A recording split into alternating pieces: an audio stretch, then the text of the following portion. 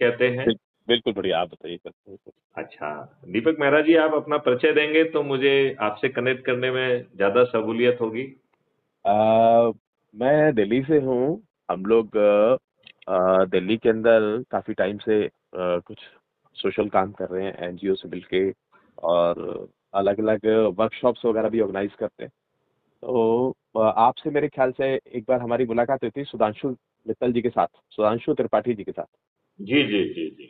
तो मैं आपसे उस वक्त मिला था, तो जी। तभी से आपसे कनेक्ट हूँ। और आपको ये मैसेज मैंने पढ़ा तो मैंने कहा फिर एक बार बात करता हूँ आपसे, इसीलिए नहीं, मैंने आपका मैसेज भी किया। मैसेज पढ़ के ही मैंने आपको फ़ोन लगाया है। जी जी जी जी जी जी। जो बात मैं कह रहा हूँ कि सिर्फ संकल्प लेने से एक अच्छा भारत पैदा किया जा सकता है और मैथिली शरण गुप्त आपको ये भारत देंगे। हम्म। और यदि ये आज के राजनेता इस भारत को देने में साथ नहीं आएंगे, तो सत्यनारायण भगवान के प्रताप से ये सभी पराजित हो जाएंगे, सभी का विनाश हो जाएगा। बिल्कुल सर, बिल्कुल आप बिल्कुल ठीक बात कह रहे हैं। सर में संकल्प जो है वो एक शुरुआत ही है, जो आपने किया है वो एक शुरुआत ही है, और सबसे नींव का काम करती है। मेरे को ये लगता है कि इसकी आगे सीढ़ियां जो है वो, इसकी जो सीढ़ियां हैं वो भी हम्म। फिर आपको ही बनानी होंगी, क्योंकि आपने जो एक पूरा फॉर्मेशन दिमाग में सोची है तो वो बहुत अच्छी रहेगी। और इसलिए मैं तो कॉन्ग्रेचुलेशन आपको कहूंगा ही कि आपने बहुत अच्छा सोचा है, बहुत अच्छा विचार है ये। देखिए, मैं डॉक्टर साहब आपको ये बताना चाहूंगा कि 2017 में मैंने सिटिंग डीजी के बतौर एक कॉन्सेप्ट नोट भारत सरकार को भेजा था। जी और मैंने उसमें ये कहा था कि हम टेक्नोलॉजी के उस मुकाम पर पहुंच चुके हैं, जब 5 सर्टेनिटी के साथ हम अपने देश को अपराध मुक्त भारत दे सकते हैं। जी और ये सर्टेनिटी है कि बिना थाने जाए आपकी एफआईआर दर्ज होगी, आप एक बटन दबाएंगे और जी एक वेल ट्रेन्ड वॉलंटियर पहुंचेगा अपने ऐप के साथ जी और वो आपकी एफआईआर दर्ज करेगा। जी यदि उसे कानून का कहीं पे भ्रम होगा तो वो बटन दबाएगा तो कानून का ज्ञाता जुड़ जाएगा उसके साथ। जी। ये यदि उसे भाषा में कोई प्रॉब्लम आ रही है तो वो दूसरा बटन दबाएगा तो दुभाषिया जुड़ जाएगा, तो भाषा का हैंडीकैप भी नहीं रहेगा। जी बिल्कुल फिर जो है इसमें जो 4 बड़ी समस्याएं जिससे कि ये देश बुरी तरह से जूझ रहा है जी और जूझ नहीं रहा है बल्कि पूरी तरह से दुखी है और जी पीड़ित है और प्रताड़ित है। जी वो है झूठी एफआईआर दर्ज कराना, जी झूठी गवाही देना, जी झूठी विवेचना करना जी और कोर्ट में झूठी वकालत करके निर्दोषों को जेल भेजना और दोषियों को बाहर रखना, ये चारों घृणित काम जो है, ये परजरी के बहुत गंभीर अपराध होंगे, इन्हें करने वाले जेल में सड़ेंगे। जी फिर हमने उसमें दूसरी जो सर्टेनिटी के बतौर बताया कि इतने सारे एविडेंस जो आज कैप्चर नहीं हो रहे हैं, हम्म, भारत सरकार पर बिना एक पैसे के खर्च किए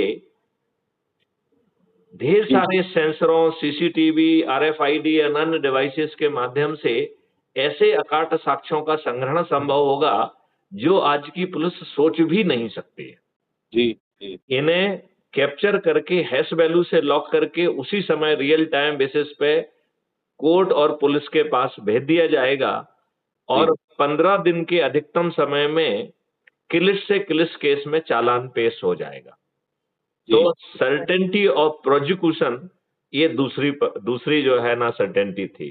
फिर जी तीसरी सर्टेनिटी थी कि आज हम जो कोर्ट कचहरी में बरसों बरस जो है ना चक्कर लगा रहे हैं, जी अपमानित हो रहे हैं, उत्पीड़ित हो रहे हैं, लुट-पिट रहे हैं जी और हमें न्याय नहीं मिल रहा है, जी तो इसकी तीसरी सर्टेनिटी थी कि बिना कोर्ट जाए जी distributed video based trial system के माध्यम से जी अधिकतम 30 दिन में न्याय मिलेगा और इसमें जजेस की संख्या, वकीलों की संख्या, पुलिस की संख्या, फॉरेंसिक साइंस एक्सपर्ट्स की संख्या कहीं बाधा नहीं बनेगी जी और ये 30 दिन में जजमेंट नहीं न्याय मिलेगा। जी तो डॉक्टर दीपक मेहरा जी, मुझसे बहुत सारे लोगों ने कहा कि साहब आप टेक्नोलॉजी से समय सीमा में तो बांध लेंगे, जी लेकिन क्या आप जज के दिमाग में घुस जाएंगे जो आप न्याय देने की बात कर रहे हैं? जी तो मैंने उनको समझाया कि हमारे सिस्टम में दो तरीके की अपील है, जी appeal against the judgment and appeal against the जज। जी तो यदि doctor Deepak Mehra ji appeal against the जज प्रेफर करते हैं, तो जज पर इनडायरेक्टली हम आरोप लगा रहे हैं कि हे दुष्ट जज महोदय, हम्म, आपने पर्याप्त साक्ष्यों को बिना उचित कारण के नजरअंदाज करके गलत निर्णय दिया है, जी लिहाजा हम अपील अगेंस्ट द जज प्रेफर कर रहे हैं। जी अब यदि आपने अपील अगेंस्ट द जज प्रेफर की है, तो जज महोदय को स्वयं कटघरे में खड़ा होना पड़ेगा जी और अपने जजमेंट को डिफेंड करना होगा। जी यदि वो अपने जजमेंट को डिफेंड नहीं कर पाएंगे तो वो डी पैनल हो जाएंगे। हाँ, डी पैनल का बड़ा गंभीर मतलब है, वो हम्म, जज ही नहीं रहेंगे। पैनल में हाँ नहीं है मतलब आप जज नहीं। बिल्कुल बिल्कुल बिल्कुल समझ गए। और आपको लाखों के रुपए में हर्जाना देना होगा। बताओ किस जज की औकात है कि वो न्याय ना दे आपको? जी बिल्कुल बिल्कुल आप बताइए, जज आपको न्याय देने के लिए बेबस हो जाएगा कि नहीं हो जाएगा? बिल्कुल 100%, 100%। फिर हमने एक टेक्नो इंजन पैदा किया है, जिसके लिए हमने एक कानून का ड्राफ्ट भी 30 सितंबर 2020 में भारत सरकार को भेजा था, जो अभी भारत सरकार में विचाराधीन है, अच्छा। और उसका हमने नाम दिया था national authority for scientific and technical assistance in investigation and detection of crime अच्छा। Under entry 65C schedule 7 of the constitution. जी तो डॉक्टर साहब, आप कहेंगे कि इतना लंबा चौड़ा नाम की क्या जरूरत थी? जी तो इतना लंबा चौड़ा नाम इसलिए रखा गया क्योंकि हमें अपने ब्यूरोक्रेट साथियों के बारे में पूरा मालूम है। वो बिल्कुल। एक लाइन लिख के कि policing as a state subject उसको कचरे में डाल देंगे।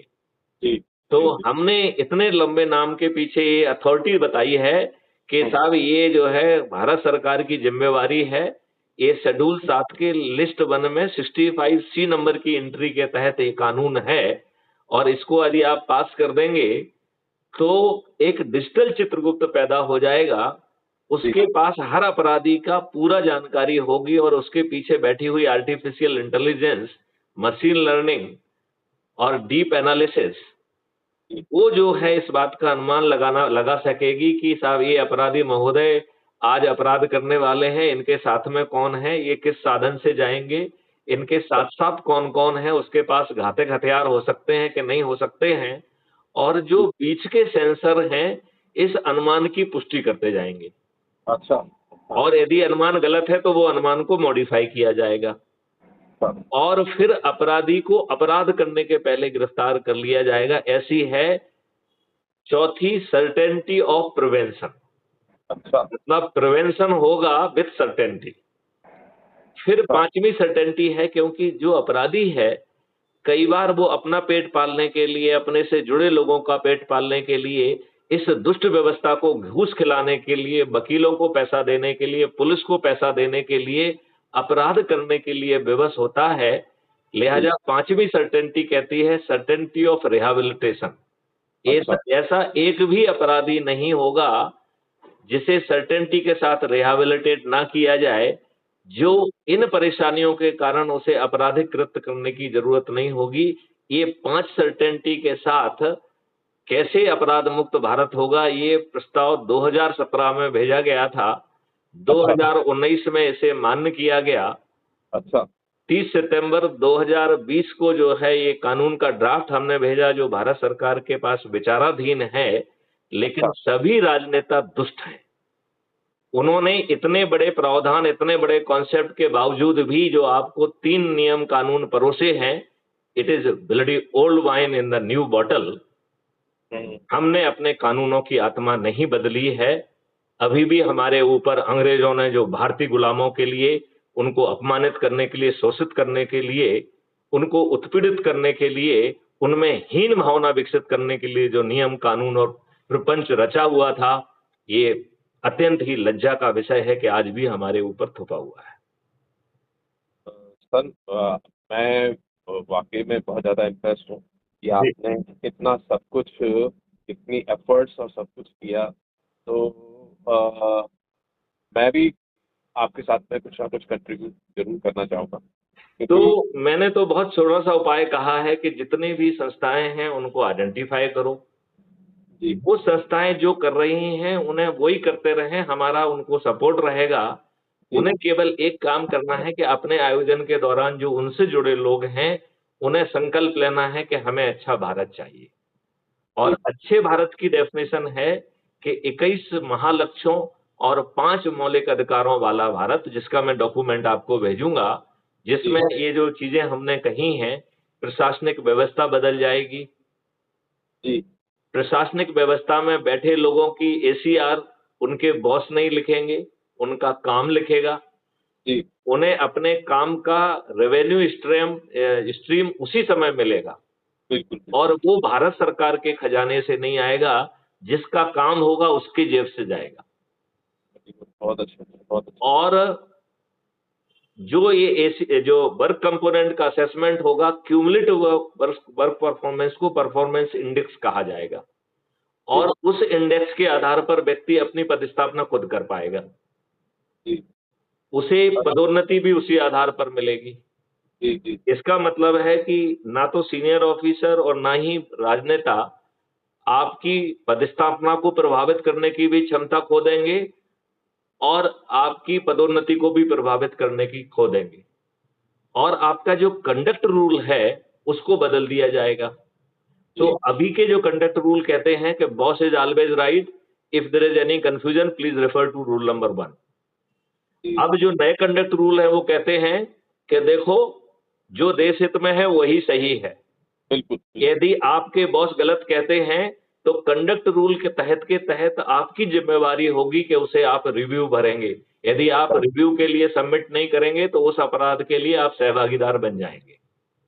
जी, बिल्कुल अच्छा, यदि जो है आपके बॉस ने आपकी बात मान ली तो ठीक बात है, जी, नहीं मानी तो ये सब चीज़ें एक कमीशन के पास पहुँच जाएँगी और कमीशन उस पे विवेचन करेगा कि जो अधिकारी है उन्होंने सही निर्णय लिया है कि नहीं लिया है। जी, और यदि ज़रूरत होगी तो उन अधिकारियों को बुलाया जाएगा, उन्हें डिफेंड करने का मौका दिया जाएगा और यदि वो दोषी पाए गए, तो वो डिमोट भी हो सकते हैं और कुछ भी हो सकता है। तो अब आप बताइए, जो आज लॉर्डशिप वाला कॉन्सेप्ट है, वो खत्म हो जाएगा कि नहीं हो जाएगा? नहीं, बिल्कुल, वो बात आपकी बिल्कुल ठीक है। ऐसे ही जो है ये सभी नियम कानून बदल जाएँगे, इनकी आत्मा बदल जाएगी और ये 5 सर्टेनिटी वाला जो कॉन्सेप्ट है, उसके तहत इनको रिवाइज़ कर दिया जाएगा। तो फिर आपकी ये शिक्षा व्यवस्था बदलेगी।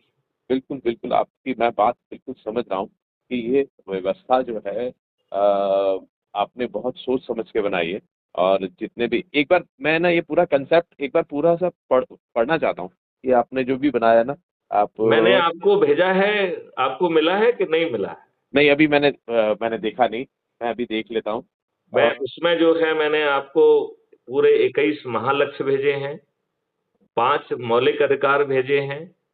अच्छा मैं एक एक बार वो सारा का सारा एक बार अच्छे से पढ़ लेता हूँ और फिर इसके फिर बाद हम लोग दोबारा बात करेंगे। एक बार बात करेंगे और इस पे हम क्या कर सकते हैं, वो पॉज़िटिव कुछ ना कुछ निकालेंगे। मैं आपको थोड़ा-सा ये भी बता दूँ, आजकल मैं अपने जगत गुरु शंकराचार्य जी के साथ में भी हूँ। बहुत सुंदर, बहुत सुंदर। अपने देखिए, अभी वो हमारी कृष्ण भाषा में जो है अब धर्म हाँ जी। गुरुओं का बहुत स्थान है। जी, धर्म जी, जी। धार्मिक संस्थानों का बहुत महत्व है। जी, जी, जी। कथावाचकों का बहुत महत्व है। एनजीओज़ का बहुत महत्व है और इस बहुत सारे एनजीओज़, बहुत सारे धार्मिक संस्थान, इन्होंने लाखों करोड़ों लोगों को जोड़ लिया है। यदि हम उनके पास पहुँचकर उनके अनुयायियों को केवल एक संकल्प दिला दें कि हमें अच्छा भारत चाहिए और सत्यनारायण कथा का जो 4 उपाय हैं, यदि वो कर लेंगे तो हम 9 दिन में 100 करोड़ हो जाएँगे। मैं ना एक बार पहला पूरा इसको पढ़ लेता हूँ, उसके आप बाद में पढ़ने के बाद मुझे अ, दोबारा फ़ोन फिर लगाइए मैं और फ़ोन फिर करूँगा। आगे की वार्तालाप हम फिर चर्चा करेंगे। बिल्कुल, बिल्कुल। दीपक मेहरा जी, मैं एक बार फिर से आपसे कहना चाहूँगा कि हमारा हर वार्तालाप रिकॉर्ड होती है और ये भी रिकॉर्ड हो रही है। जी। तो आप देश के नाम क्या संदेश देना चाहेंगे? देखिए हमारा सबसे पहला काम है कि देश के लिए, देश के हित में कुछ भी हो, हर संभव प्रयास करें और उसके लिए चाहे हमारे को कहीं और किसी भी तरह से जाना हो, अगर जहाँ पे देश की भलाई है, वहाँ पे हमारी जान भी हाज़िर है। तो हो सकता है कि सिपाही सिपाही जो है वो जो सीमाओं पे रक्षा करते हों, लेकिन उससे अभी उतनी ही जरूरत हमारे को देश के अंदर की जो सीमाएं हैं, जो देश के अंदर के जो कानून है, उसके लिए भी काम करने की जरूरत है। तो मेरे को लग रहा है कि आप जो इतने बड़े सैनिक के रूप में सामने आए हैं, तो आपको सलूट। बहुत सुंदर, बहुत सुंदर। तो मैं आपको हृदय से आभार व्यक्त करता हूँ जी, और बहुत बहुत आप पहले इसका अध्ययन कर लीजिए, फिर हम लोग लाइव चर्चा करेंगे, बिल्कुल जिससे हम और आपके चेहरे के हाव-भाव को देखकर भी लोगों को कुछ ऊर्जा मिलेगी। बिल्कुल, बिल्कुल। मैं इस विषय में और डिटेल्स में भी हम बात कर सकते हैं, लेकिन पहले इन सब चीज़ों को पहले आप पढ़ लूँ। पहले पढ़ लीजिए तो आपको आनंद बढ़ जाएगा। नमस्कार, नमस्कार। चलिए, नमस्कार, जय हिंद, जय भारत, वंदे मातरम।